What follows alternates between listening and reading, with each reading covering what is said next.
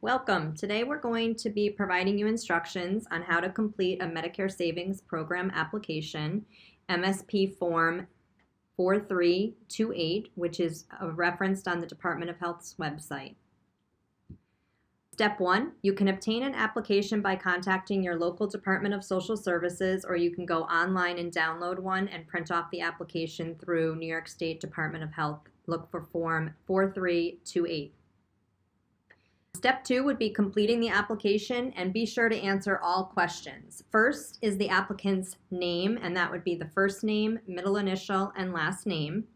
Again, this is all for the applicant, so you'd be completing this application on behalf of the applicant. Next would be the applicant's home phone number, including the area code. The applicant's home address, which would be street, apartment number, if applicable, city, state, zip code, and county. And mailing address if different from the applicant's home address.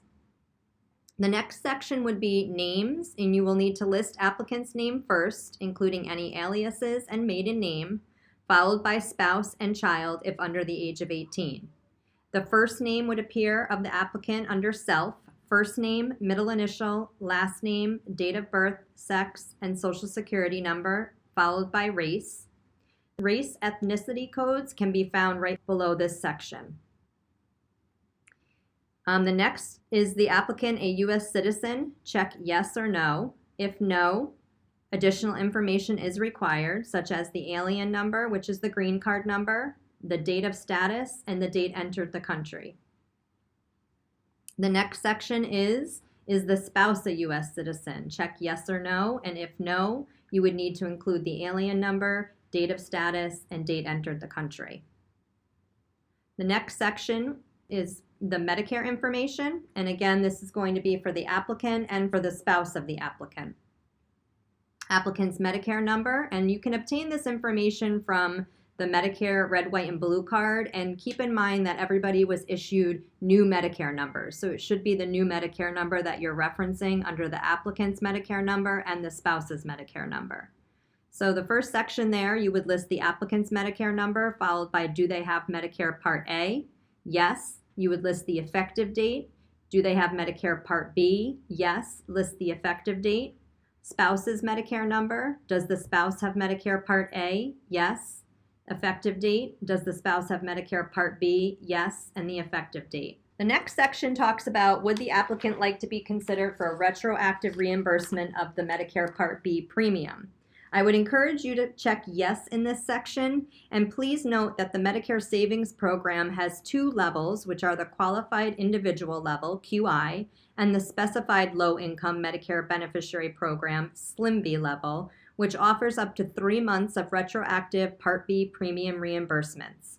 So just a note there that I would encourage you to check yes in that box, and the local Department of Social Services, when processing the application, will determine whether or not they're eligible for retroactive reimbursement. The next section pertains to health insurance premiums other than Medicare.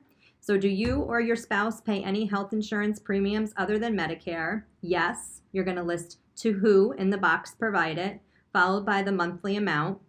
The next section is do you or your spouse pay child or spousal support? If yes, you're going to indicate to who and the monthly amount. The next question is do you or your spouse receive payments from or are named beneficiary of a trust? If yes, what is the name, who is providing the trust, and the value of that?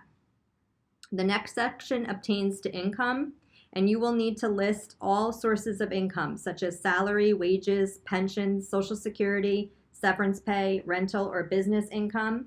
And you're going to list this for all individuals, including the applicant's spouse, and a child under the age of 18. So in the first box there, you would complete the applicant's name, followed by who provides the income, and what is the amount of the income, and how often they receive it, whether it be weekly, every 2 weeks, monthly, or other.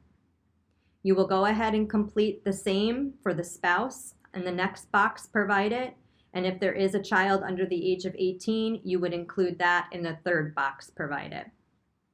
The next question, do you want to receive notices in English or Spanish and English? Check the appropriate box.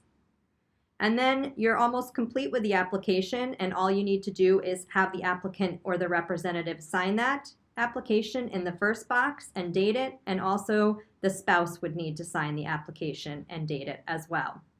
You can also turn to page 2 of the application and read through the instructions if you have any other questions. If you do need assistance in completing the application, you can reach out directly to your local Office for the Aging, and you would contact the HICAP program, Health Insurance Information Counseling Assistance Program. They will be able to provide you with further instruction on the Medicare Savings Program application.